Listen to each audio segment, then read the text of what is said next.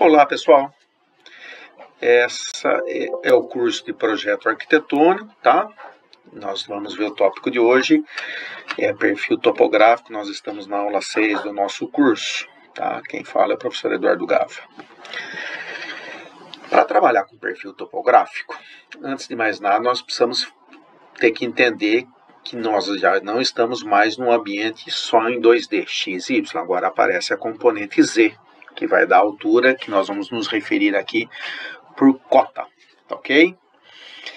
E nós precisamos ter sempre a cota baseada num plano de referência, como tudo, como vocês podem localizar, ver nessa imagem, o ponto A tá com a sua imagem junto, os dois pertencentes ao plano horizontal, e o ponto B está acima, tá? Então nós temos uma reta inclinada AB. Essa reta inclinada tem uma projeção horizontal que eu vou chamar de D, distância horizontal, e uma componente vertical que é H, a altura. E a sua inclinação que é dada por um ângulo, tá ok? Então, AB, sendo que A e A1 são coincidentes, a projeção está sobre o próprio ponto, e o ponto B1, ponto B se projeta no plano horizontal aqui. Então, a distância entre B1 e B é a altura, a distância entre A1 e B1 é a distância medida horizontal, tá ok? Quanto ao plano de referência, nós precisamos entender que tem dois tipos. O oficial, tá, que a gente chama de RNO, tá? E ele, basicamente, no Brasil, quem é determinado é o Instituto Cartográfico do IBGE, Instituto Brasileiro de Geografia e Estatística, tá ok? E o IBGE tem no Brasil inteiro espalhado marcos muito semelhantes a esse. São sempre marcos de concreto em pontos muito representativos, pontos que sejam fixos, tá ok? Então, rochas, não é o caso aparente aqui, mas ele está bem demarcado. Rochas, em Itatiba tem um muito famoso, que é na Soleira da Matriz, e você nota que sobre o marco de concreto parece ter um medalhãozinho, que é justamente essa imagem aqui, ó. Não é daquele medalhão, mas o medalhão é idêntico a esse. Então, você sempre tem um marco de concreto, sobre ele a plaquinha. Ela tem códigos de identificação, você entendeu? E se você chegar no IBGE e falar marco número 44, você pega esse pontinho aqui, o dado que você encontrar no site do IBGE dá exatamente a latitude, a longitude e a altitude desse ponto, tá ok? No nosso caso, nós estamos muito interessados na altitude.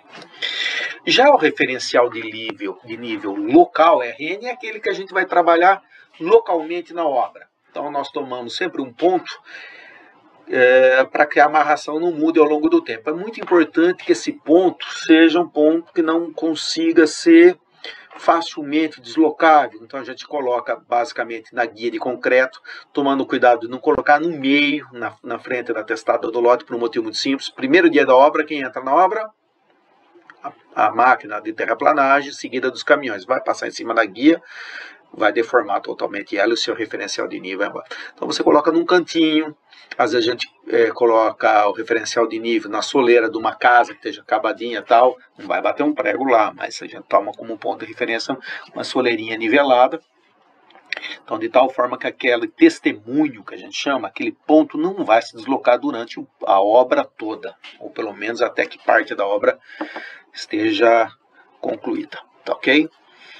Os referenciais de nível tem dois tipos de notação. A notação é um círculo dividido em 4 partes, pintados os diedros 2 e 4, tá? E um número, tá? Isto é a notação para a planta e isto é a notação para corte, tá ok? Veja que na planta existem dois tipos.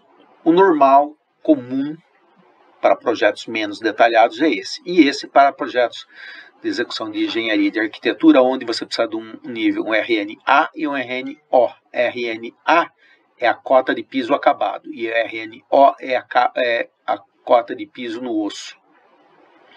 Tá ok? Então vejam que, nesse caso, os valores são idênticos, ou seja, não existe variação. Tá?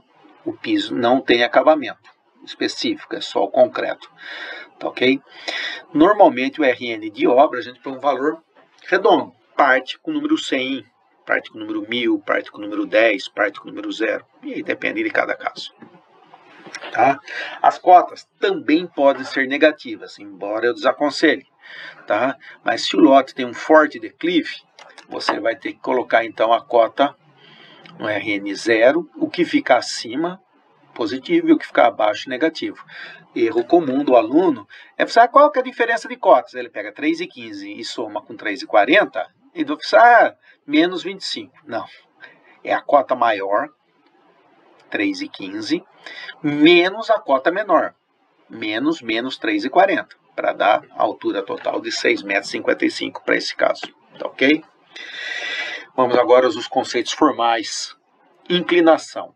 A inclinação é o ângulo que a reta AB fazia com o plano de referência. Voltando para refrescar a memória, este ângulo aqui, ó, tá vendo? Isto é a inclinação, perfeito? Então, a inclinação é sempre dada por um ângulo. Já a declividade, ela é expressa por um número puro, já que é uma tangente trigonométrica. A tangente trigonométrica é uma constante, ela não tem unidade, tá ok? E a gente vai usar a notação de P igual a H sobre D, e é um número puro. Você pode também colocar a unidade metro dividido por metro. Os matemáticos torcem o nariz para isso, perfeito? Mas na obra tem lá sua valia. Tá ok? Intervalo para a gente é a distância que a horizontal entre dois pontos cuja diferença de cotas verticais seja igual a 1 metro. Ou seja, você pega uma reta que tem uma determinada declividade, você entendeu? Toma um ponto de partida qualquer e vai encontrar um segundo ponto que a diferença de cotas entre o ponto A e B seja de 1 metro. A distância da projeção horizontal, nesse caso, vai ser caracterizado como intervalo. Interpolação, fenômeno muito importante. Na engenharia é extremamente útil, tá? Quando você tem dois pares de informação XY, tá? E você precisa de um ponto intermediário. Então, daí o nome interpolação. Interpolos, entre extremos. Tá ok? Então, você tem essa fórmula, que ela é o quê? A cota do ponto C, intermediários aos extremos A e B, é igual à declividade da reta B, vezes a distância entre o ponto inicial, a distância inicial entre A e C, mais a cota do ponto de partida A. Vamos falar isso de um jeito mais simples, que é o seguinte: você tem uma cota, um ponto A, perdão, com 1 para x, 1 para y, e o ponto B com 5 para x e 3 para y. A declividade dessa reta é a distância horizontal, que é 5 menos 1 igual 4, tá? E a cota do delta y, que é o h, é 3 menos 1, 2. Então, a declividade da reta B é h dividido por d. 2 dividido por 4 é igual a meio. Eu quero agora a cota do ponto C, que está intermediário A e B, dado que Cx é 3,5, tá?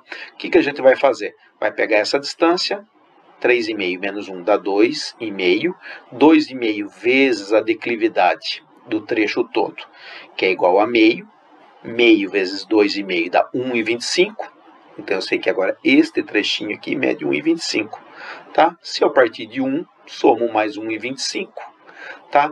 Então a cota do ponto C vai ser 2,25. Vamos ver se isso deu certo? Aí, as continhas todas aqui, e você vai ver que tem lá 2,25. Então você pode ver que, como conclusão, a interpolação só pode ser utilizada se a declividade for constante no trecho e se o ponto desconhecido for intermediário aos extremos, tá?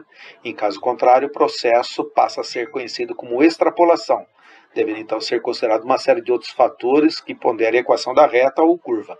Isso é problema para estatística já em nível mais avançado, tá ok? Vamos falar um pouquinho de perfil topográfico. Então a gente precisa falar que as irregularidades da superfície da Terra são constituídas de montanhas, planaltos, planícies e depressões. E o relevo é constante da movimentação das placas tectônicas, vulcanismos, sismos, né? erosão, etc. e tal, tá ok? Então, a altitude é a coordenada geográfica correspondente à distância em metros, medida vertical, entre o nível médio da água do mar de um dado lugar, tá ok? Dependendo da posição. No caso do Brasil, o ponto de referência é o Porto de Santos. É a média entre a maré mais alta e a maré mais baixa no Porto de Santos, tá ok? As formas de representação do relevo, tá? São dois tipos de mapa, os mapas hipossométricos e os mapas topográficos. O mapa hipossométrico é aquele que representa a altitude através de cores. Então, eu normalmente utilizo os tons de verde, amarelo, laranja, assim por diante, tá ok? Para representar, e os tons de azul para representar as cores negativas, tá? Profundidades de mar, rio. Então, esse é um clássico mapa hipossométrico. Já os mapas topográficos, eles representam a altitude através de linhas chamadas curva de nível. Esses mapas, que são os realmente utilizados em engenharia, utilizam grandes escalas, ou seja, a partir de 1 para 100, 1 para 500, 1 para 1000. Tá ok? Esse é o mapa topográfico do IBGE de uma localização, pelo jeito, uma cidadezinha que se chama Famalição. Eu não conheço, não sei onde é, de onde essa imagem é, você entendeu? Mas, por exemplo, o estado de São Paulo tem mapas IBGE da década de 80 muito bem feitos, só que eles são da data de 80 e não foram mais revisados, tá ok? Isso é um mapa topográfico. Então você vê as curvas mais grossas, são dos valores redondos, 1450, 1500, 1550. Se de 450 para 500 tem 50 metros, cada curva aqui sobe 10. 1450, 60, 70, 80, 1490, 1500 e assim por diante.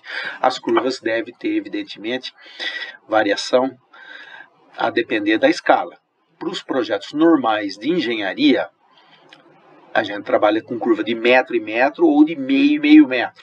Para projetos em regiões muito planas, ok? Aí a gente trabalha com curvas de 10 em 10 centímetros, 20 em 20 centímetros, mas é muito raro. Normalmente, caso para aeroporto, por exemplo, que é sempre uma região plana, tá ok?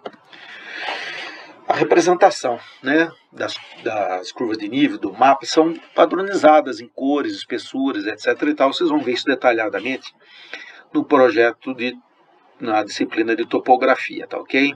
Mas eu quero me deter com você mais nas definições. A curva de nível é o lugar geométrico dos pontos de mesma cota. A planimetria é a representação de uma planta, por uma planta, de uma área, ou seja, na projeção horizontal, que permite uma visão imaginária geral da sinuosidade do terreno. E a altimetria é a representação do perfil por uma linha, vista vista lateral, vista em elevação, corte, etc. Tá ok? Quando o terreno é plano e uniformemente inclinado, as linhas são equidistantes e basicamente paralelas. Quando o terreno também é uniforme, só que é curvo, uma encosta sinuosa de uma montanha bem suave, etc. e tal, né? Então você tem esse tipo de formas, né? E aproximadamente curvaturas em torno de um ponto, quase que cônicas, né? Agora, quando o terreno é desuniforme, então vocês vejam aqui embaixo que nós temos uma curva de nível num lugar totalmente acidentado. Se daqui para cá sobe 1 metro, daqui para cá também sobe 1 metro. Então veja que aqui nesse trecho ele é bem plano e aqui nesse trecho é bastante íngreme. E essa que é a variação, ok? Quanto às formações geológicas, é só você ver o número da curva de nível. Então, nós temos curva de nível, nesse caso, para morros, tá ok? Variando de 50 para 100, e as depressões de 100 para 50, tá ok? Por fim, espigão, que é a superfície de altitude mais alta, ou seja, a linha divisória da água. Você vê a inflexão das curvas aqui, esse é o chamado famoso espigão. Tá ok? Eu vou parar por aqui agora, que senão o vídeo vai estourar os 15 minutos padrão do YouTube, e eu já retorno com as últimas informações. Obrigado.